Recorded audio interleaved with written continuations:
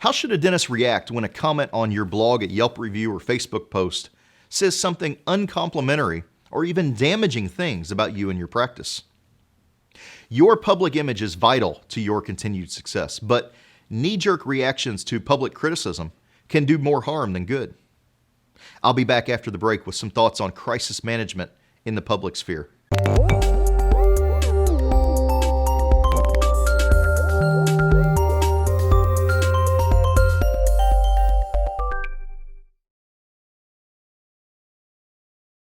The evolution of social media provides a constant real-time communication with the public.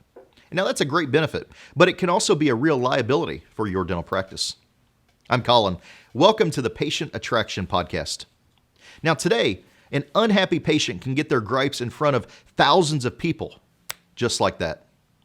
And that instant communication can pose a real threat to your practice. Unlike large corporations, private dental practices probably don't have anyone that constantly monitors social media. So by the time you learn about someone's criticism, it's probably already been in the public for some time. Now, the first thing to do is to take a minute and think. That's extra important if you're angry about what was posted. Reacting in anger is always a bad idea. And if you can't calm down, have one of your staff members draft a response. Second, you have to decide whether the criticism is accurate. If so, you have some apologizing to do. The complainer has actually done you a favor, although it probably doesn't seem like it at that moment. The apology should be seen in a public reply to the public criticism on that same social medium. The most important thing is to not come off as defensive in your response.